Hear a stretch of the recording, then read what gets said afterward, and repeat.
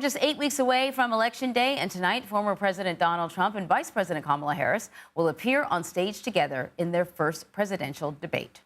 It's also the first debate since President Biden withdrew his candidacy back in July, following his debate with Trump, which many viewed as a catalyst for the decision to drop out. Tonight's showdown between Trump and Harris is taking place in Pennsylvania, a key battleground state in November's election. Recent CBS News polling shows voter support in Pennsylvania is split about 50-50.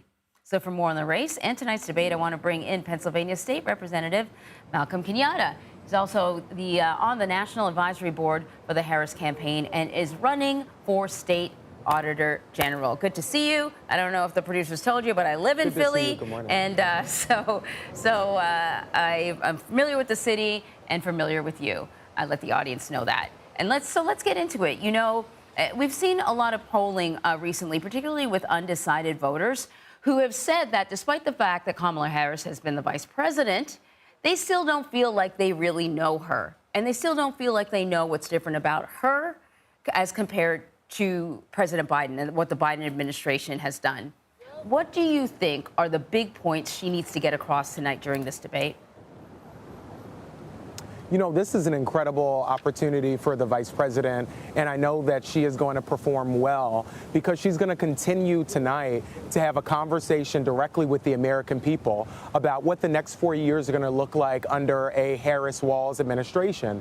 And from the day that she, was announced as our nominee, officially, she has been out on the campaign with a very clear message that we have to center and prioritize the needs of working people and middle-class families. And you see that in every piece of the agenda she's laid out, whether it's taking on price gouging in groceries, whether it's the investments that she wants to make in expanding the opportunity for people to buy that first home and get their little piece of the American dream, or whether it's her focus on small business owners going from $5,000 to $50,000 in terms of the ability to write off those startup costs.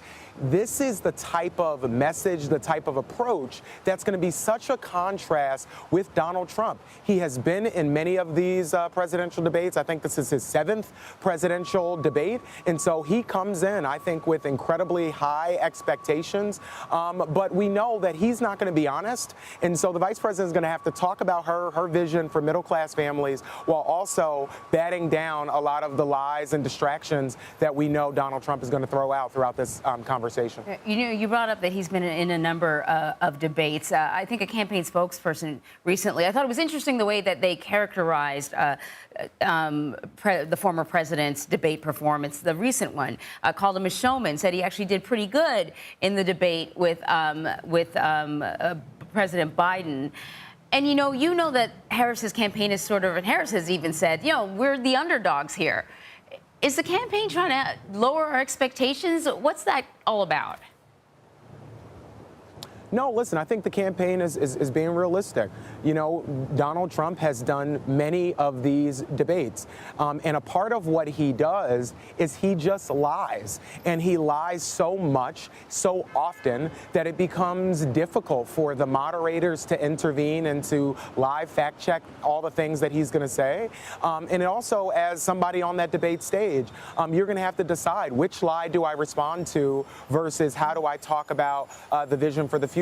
We know that there are a lot of people who are going to get an opportunity tonight to hear from the vice president for the first time in a significant way, to hear her vision of protecting Social Security, which Donald Trump wants to threaten, wants to raise the retirement age. You just look in Project 2025, to hear her vision of protecting reproductive freedom, protecting IVF.